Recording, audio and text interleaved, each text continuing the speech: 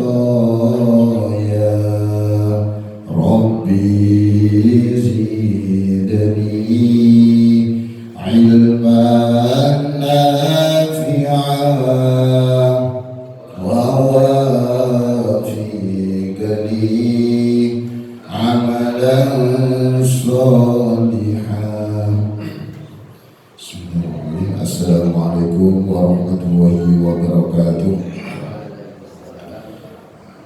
Alhamdulillahirabbil alamin wa bihi nasta'inu ala umuri dunya waddin. Wassalatu wassalamu ala asyrafil anbiya'i wal mursalin sayyidina wa maulana Muhammadin wa ala alihi wa sahbihi ajma'in. Rabbi shrah li sadri wa yassir li amri wa hlul 'uqdatam min lisani yafqahu qawli. Wa subhanaka la ilma lana illa ma 'allamtana innaka antal alimul hakim.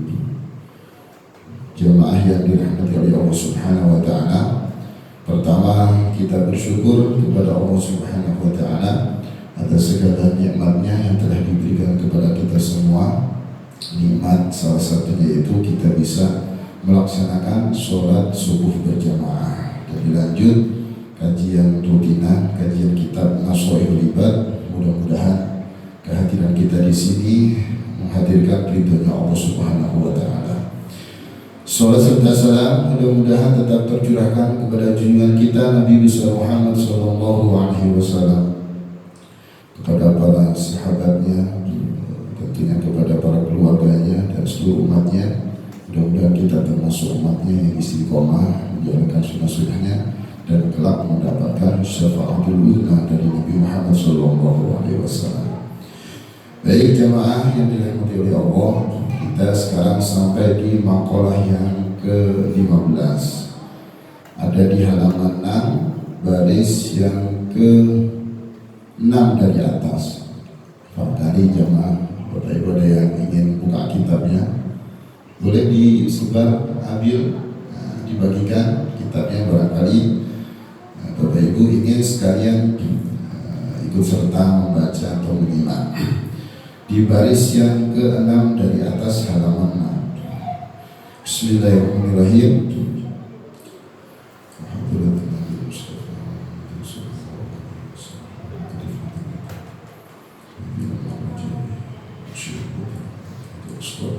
Syaulilailahumul Fatihah. A'udzu billahi minasyaitonir rajim. Bismillahirrahmanirrahim.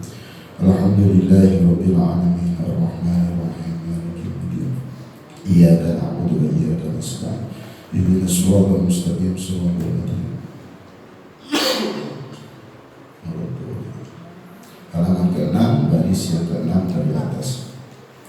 Qala al-mu'allif rahimahullah nafa'ana bihi wa bi ulumi fid darin. Wal maqalatul khamisata asyrata. Maqalah atau nasihat yang ke-15. An Abi Bakr Siddiq radhiyallahu anhu an fi qawlihi ta'ala yuharal fasadu fil barri wal bahr. Maqalah yang ke-15, nanti yang ke-15 ini dari sahabat Abu Bakr Siddiq. Ya. Beliau berkata dalam menafsirkan ayat tersebut, ayat Abu Bakr fi tafsir dalika. Fi tafsir dalika, dalam menafsirkan ayat tersebut, al-barru huwal lisanu wal bahru huwal qalbu.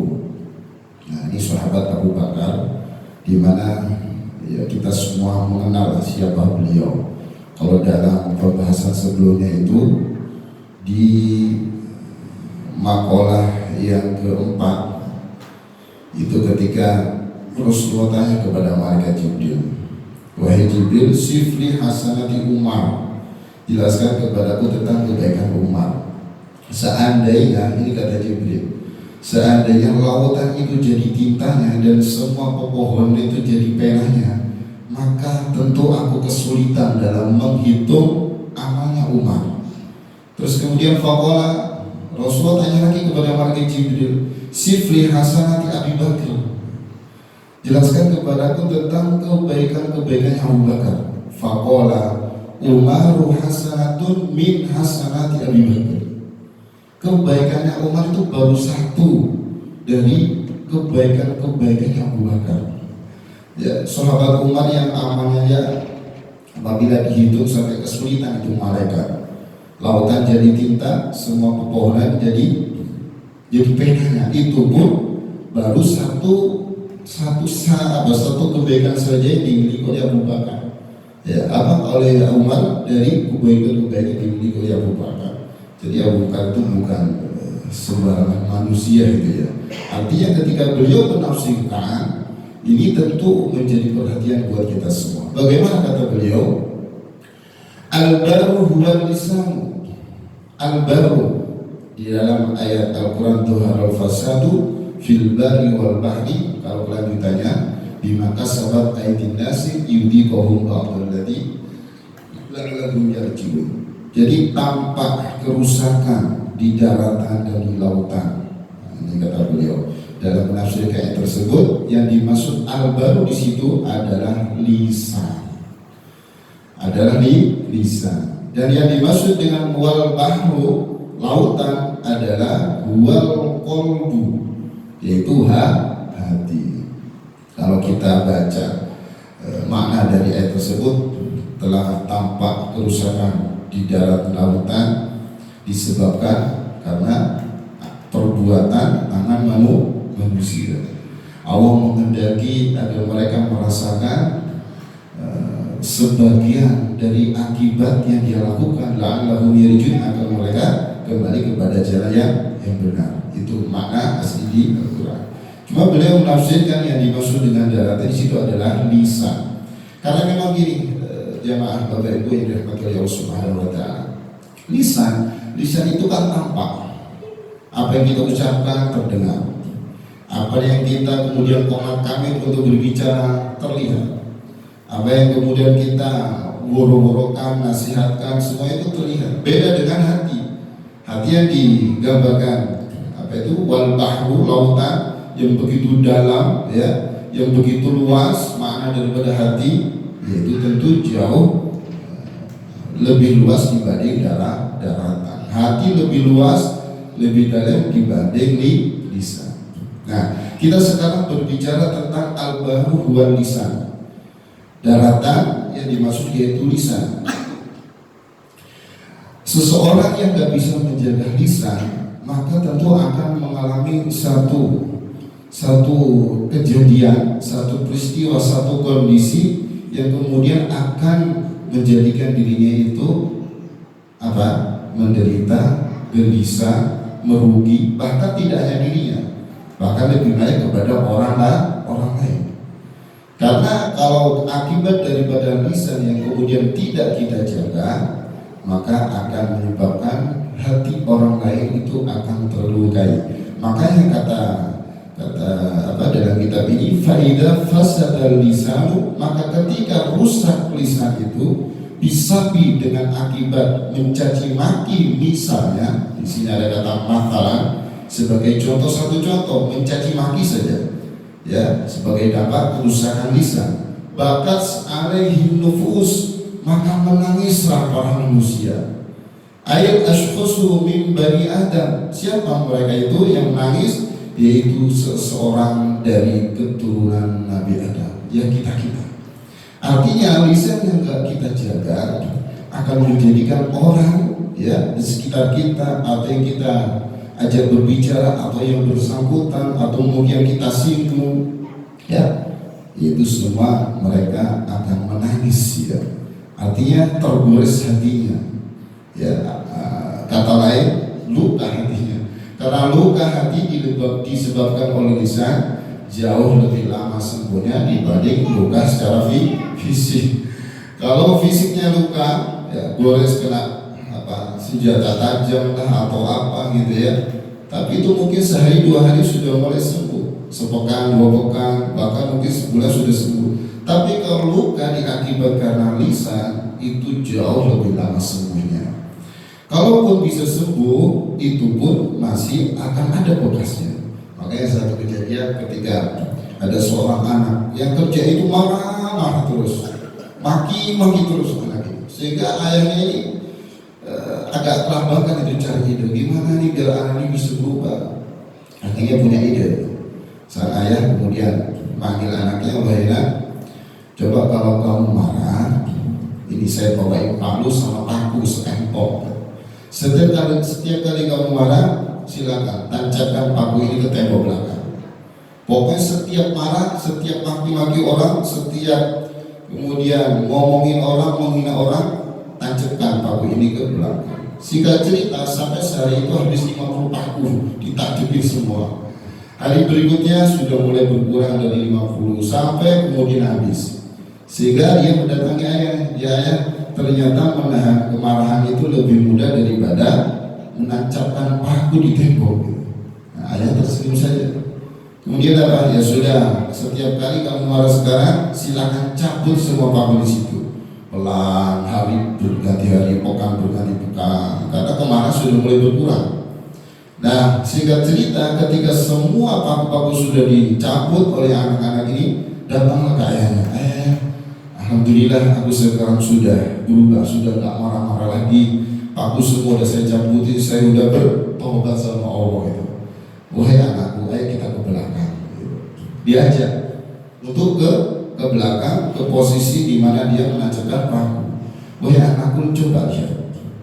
Meskipun kau cabut semua paku yang ada di tembok ini, tentu tembok itu terlihat tidak seperti tembok sebelumnya.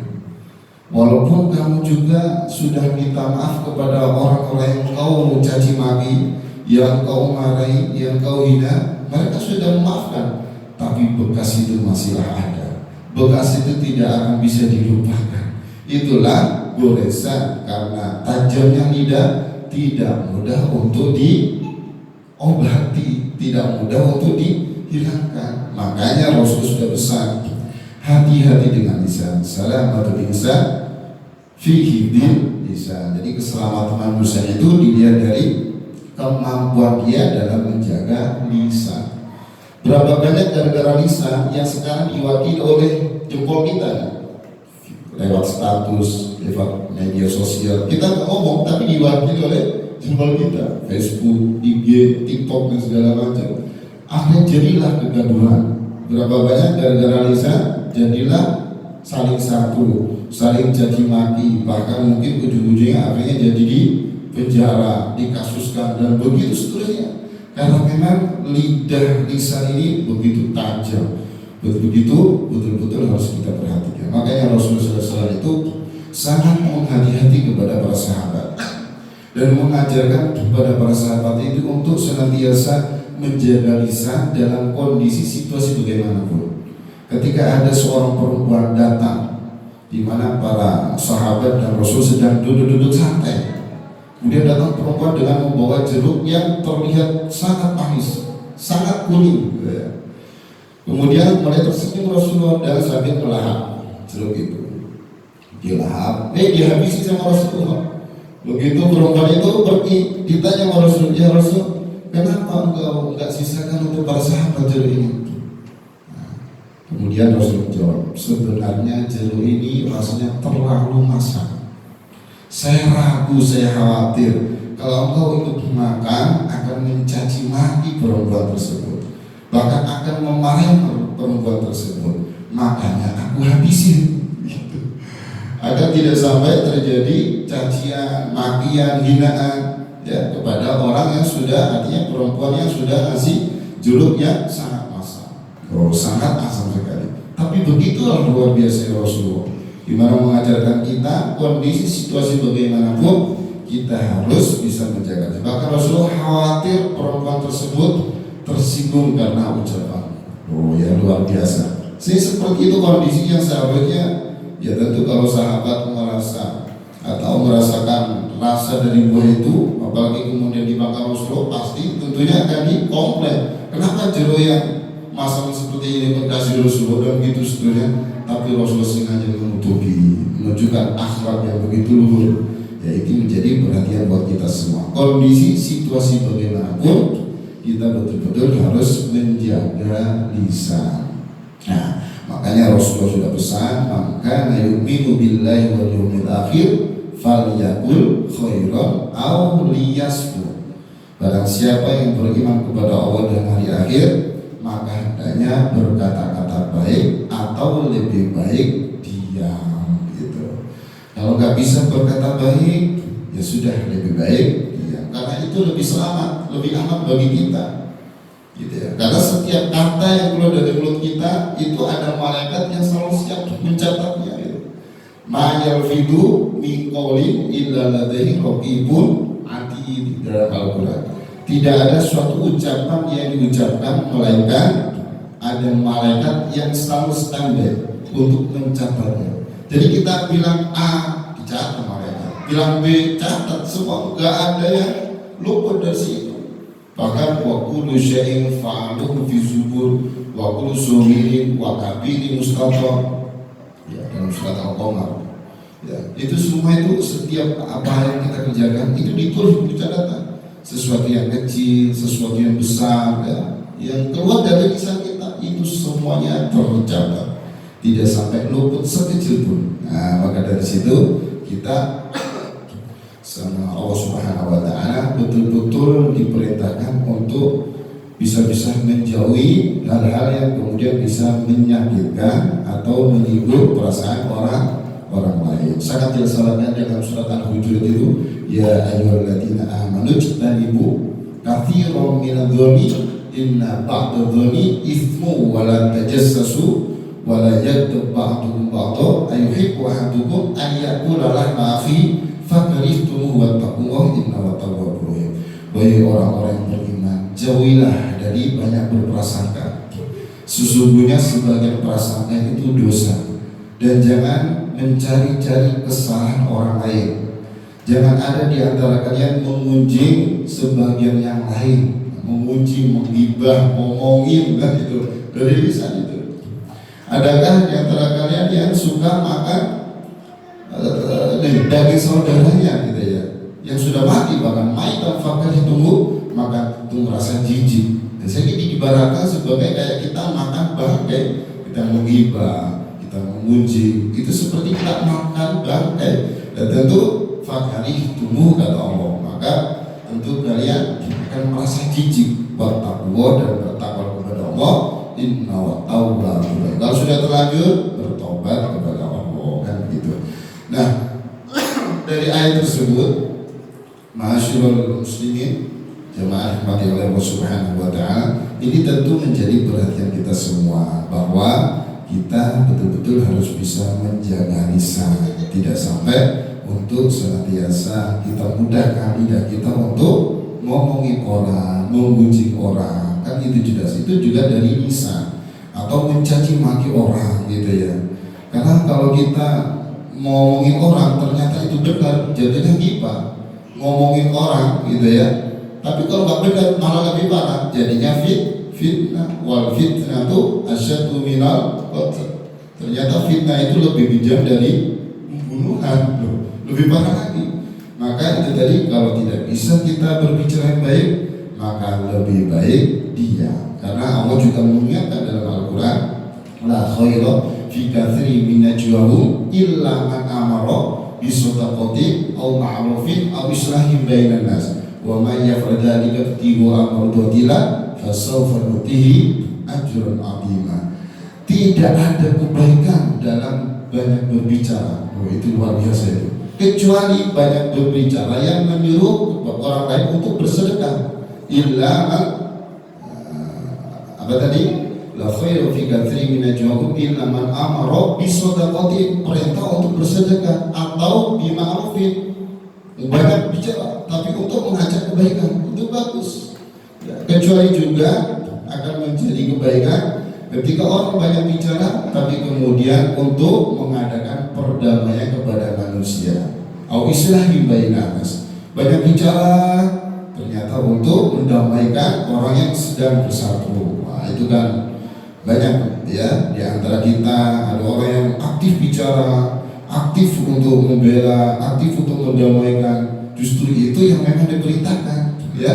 Karena itu kita sedang berbicara dalam kebaikan. Barang siapa yang mengerjakan semua itu untuk mencari ridho Allah, wabtiwa mardotillah. Nah, perlu digarisbawahi, semua itu dilakukan untuk mencari ridho Allah, bukan untuk yang lain. bukan pengen dipuji, bukan pengen yang lain lah ya, tapi karena untuk mencari Allah, fasawfa nutihi ajron azima, maka kelak kami akan memberikan pahala yang besar. Itu janji Allah bagi kita yang bisa menjaga lisan kita yang senantiasa kita ucapkan, kita gerakkan bibir lidah yang tak bertulang ini untuk kebaikan, senantiasa mencari ridhonya Allah Subhanahu wa Ta'ala. Karena kalau kita pikir-pikir, apalagi ada hadis Nabi yang begitu mengerikan gitu. Kata Rasulullah, wahai sahabatku, tahukah kamu siapa itu muflis, orang yang bangkrut? Para sahabat menjawab, ya kalau di sekeliling kita ya Rasul, orang bangkrut yang gak punya dirham, yang gak punya harta benda. Tapi kata Rasul kemudian apa? Muflis itu yaitu seseorang nanti di hari kiamat datang lengkap membawa pahala puasanya, pahala sholatnya, pahala zakatnya, semua dibawa lengkap, nggak pernah kosong, nggak pernah bolong, semua itu semua dibawa, semua pahala puasa, pahala sholat. Nah ini ngeri kan ya, pahala zakat, sholat yang di mauku kita selalu laksanakan.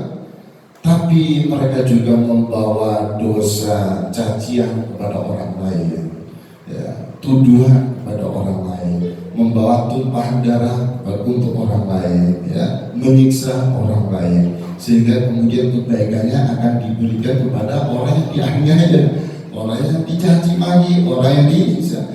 Kalau seandainya kebaikannya habis, nah ini mengerikan juga dia. Seandainya kebaikan bagus tapi belum terselesaikan dosanya karena banyak mencaci maki, tapi rajin sholat, gitu. Banyak nyakitin perasaan orang lain, banyak mengeluarkan zakat, itu bahkan puasa Senin Kamis mungkin tiap hari, ya, di hari-hari yang disunahkan oleh Rasulullah, apalagi puasa Ramadan nggak pernah bolong, tapi ternyata juga dilengkapi dengan banyak menyakiti perasaan orang lain sehingga belum terselesaikan dosanya, maka dosa-dosa orang yang dianiaya, orang yang didolimi, yang dicaci maki, itu semuanya ditimpahkan kepada orang yang menganiaya, orang yang mencaci maki, orang yang mendolimi. Itu luar biasa. Hadis riwayat Imam Muslim. Artinya hadisnya sahih. Dari situ kita harus hati-hati. Kita sholat. Nah di sisi lain juga hablum minan nasnya harus betul-betul kita perhatikan. Dia sangat menyayangkan lah ya. Kalau kita pikir-pikir, kita sholat, kita kemudian zakat, kita kemudian puasa, dalam hadis 3 amalan itu, tapi itu menjadi amalan pokok itu kan, dimana seperti zakat menjadi rukun Islam, sholat menjadi rukun Islam, kemudian apalagi puasa rukun Islam juga. Artinya bukan ibadah sepele gitu, bukan ibadah sunnah, itu melainkan ibadah wajib. Itu semua udah kita lakukan gitu. Tapi ternyata itu semuanya habis, bangkrut kita. Bahasa Rasulullah, muflis, bangkrut, disebabkan karena lidah ini yang sering sekali kita biarkan belok-belok gitu ya, akhirnya menjadi buas, menjadi liar. Kita nggak sadar ternyata dengan ucapan kita, dengan kita ngetik di grup WA, kita share, ternyata banyak mereka yang merasa tersakiti, terdolimi, ya kan? Nah itu betul-betul harus kita jaga perhatian. Kalau tidak bisa berbicara baik atau takut salah, takut nanti bisa menjadikan lebih baik, auliyasmut, lebih baik diam, itu lebih aman buat kita semua. Karena memang yang menjadikan kita betul-betul selamat, bagaimana kita bisa menjaga lisan. Makanya ketika Abu Bakar menafsirkan ayat ini, memang betul gitu ya, al-baru huwa lisan gitu. Daratan yang begitu luas ini itu diibaratkan seperti lisan.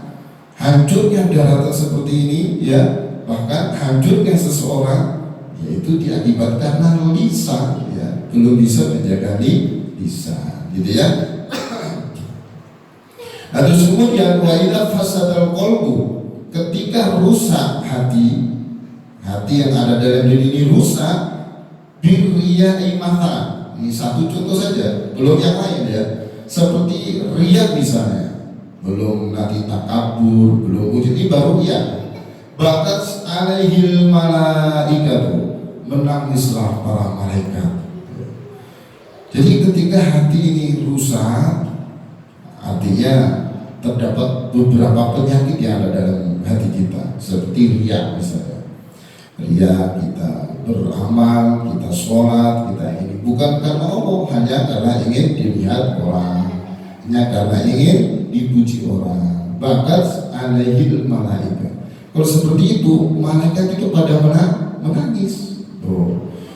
Nah, kenapa malaikat sampai menangis? Ya karena malaikat ya tentu sayang kepada kita gitu ya.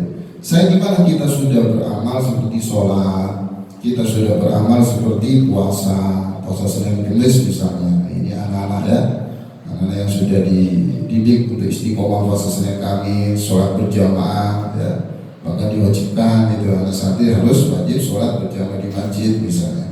Tapi kalau semua itu dilakukan hanya karena untuk dilihat orang, nah itu lain ceritanya ya, lebih condong kepada riya, sehingga hal yang tersebut menjadikan para malaikat akhirnya jadi menangis. Sudah berjuang capek-capek ya kan, sudah kemudian mengeluarkan energi, fisik, tenaga semuanya kita keluarkan, ternyata menjadikan semua amal itu tidak bernilai di sisi Allah. Makanya para malaikat sampai nangis. Contoh riya misalnya, kan ada hadis Nabi biarlah ini dari Abu Hurairah pernah mendengar.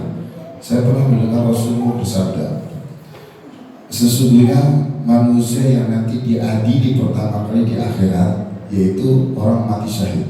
Luar biasa, bukan yang lain tapi mati syahid. Ketika ditampakkan, diperlihatkan kepada mereka ya tentang kenikmatan Allah. Ini hadis riwayat Imam Muslim, hadisnya sahih. Terus kemudian ditanya sama Allah, amalan apakah yang kau perbuat dengan kenikmatan itu? Nah, mati syahid, orang yang mati syahid langsung jawab, ya Allah, aku beramal, aku berperang, aku berjihad di jalan Allah sehingga aku mati syahid.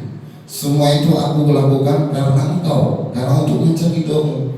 Tapi apa kata Allah? Kata engkau dusta, karena Allah innahu alimu bidzati sudur, tahu isi hati kita, tahu maksud kita sholat apakah tujuan untuk Allah atau untuk yang lain.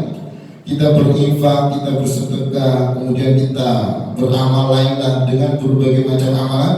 Nah, Allah tahu kamu ibadah itu untuk siapa, saya tahu ya, bahasa sederhana kita gitu ya. Kadang tak langsung ibaratnya itu ya, disekat gitulah semua. Kadang tak kau dusta, kamu mati syahid biar kamu itu dikatakan sebagai orang yang pemberani, sebagai orang yang kuat, yang gagah. Tapi apa akhirnya ujung-ujungnya? Malaikat diperintahkan menyeret dia untuk masuk ke neraka. Padahal mati syahid bukan main-main kan, mati syahid kan mengorbankan nyawa dan lain sebagainya. Nah, kalau siapa yang mau mati kan gitu. Tapi karena memang posisi itu sebagai mati syahid, ya ini dia yang menjadi kerinduan para syuhada. Tapi kalau salah niat, ya akhirnya jadi sesuatu yang kemudian menjadikan dia justru malah lebih sengsara lagi, menjadi hamba Allah ya, bahkan makhluk Allah yang pertama kali diadil oleh Allah, yaitu orang yang mati syahid. Kemudian Rasulullah melanjutkan sabdanya. Terus kemudian kelanjutan atau berikutnya ya, orang yang diadili pertama nanti di akhirat yaitu orang yang menuntut ilmu. Nah, yang anak ya, menuntut ilmu, mengajarkannya dan membaca Al-Quran. Nah, kalau ini jadi kita ngeri-ngeri juga. termasuk saya juga kalau pas lagi khotaman, aduh betul-betul niatnya gimana, yang harus diatur betul-betul itu. Pas lagi murojaah, pas lagi ngaji, termasuk pas lagi jadi imam sholat, pas lagi itu betul-betul ditata dulu niatnya. Karena kalau melihat hati sini jadi ngeri. Ya, mudah-mudahan Allah senantiasa jaga hati kita, jaga diri kita jauh dari hal-hal yang tidak diingat, termasuk sifat riya tadi itu. Kata Allah diperlihatkan, ditampakkan kenikmatan-kenikmatannya. Terus kemudian ditanya, kamu dengan amal itu berbuat apa? Jawab nih orang yang menuntut ilmu, orang yang ahli Al-Quran menjawab, ya Rob, aku menuntut ilmu dan aku tuh mengajarkan ilmu itu kepada mereka. Wah, aku mengajarkannya gitu. Terus kemudian setelah itu dan diiringi dengan orang yang senantiasa baca Al-Quran. Aku juga membaca Al-Quran, aku juga belajar Al-Quran. Tapi apa? Semua itu aku lakukan ya Rob karena ya, kalau bahasa sederhananya untuk mencari ridhomu. Kita kan sering ungkapan untuk mencari ridhonya Allah. Apakah itu betul-betul dari hati yang paling dalam untuk mencari ridhonya, atau hanya sebatas lisan saja? Karena Allah tahu isi hati kita. Kalau untuk mencari ridhonya Allah, ya betul-betul harus tumbuh dari hati yang paling dalam, sehingga keluarlah lewat lisan, ya. Senantiasa menjadi doa agar kita mendapatkan ridhonya Allah. Tapi apa kemudian ketika diungkapkan semua itu aku lakukan ya Allah untuk mencari ridhomu, atau karenamu, karena engkau, bukan karena siapa-siapa, tapi karenamu. Tapi apa jawabnya? Kadzabta, dusta engkau. Wah, itu gimana kalau kayak gitu? Engkau menuntut ilmu, itu kata Allah, kamu hanya ingin dibilang sebagai orang yang alim. Engkau hanya ingin disanjung-sanjung, dipuji-puji, bahkan dihormati. Kalau redaksinya itu engkau hanya ingin dianggap sebagai orang yang ahli redaksi. Berarti kan seperti kayak gini, kita menuntut ilmu biar kita itu bisa dihormati, biar kita itu ingin disanjung-sanjung, biar kita itu ingin dipuji-puji, disanjung-sanjung. Wah, itu ya.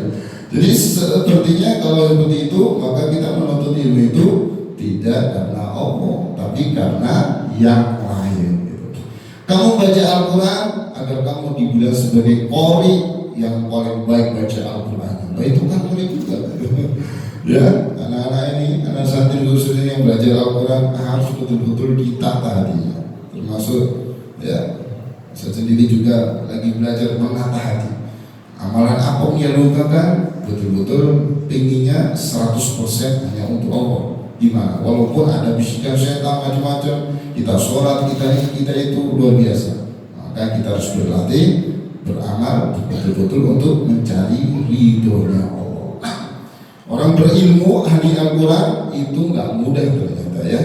Ada konsekuensinya. Apabila salah niat, ya ini hati-hati nih ya, anak-anak ya khususnya ya, salah niat, salah tujuan, bukan malah akan menjadi baik ya. Bahkan kata Allah, panggil malaikat, malaikat masukkan ke neraka. Coba, padahal berilmu, padahal alim itu, padahal ahli Al-Quran, pintar baca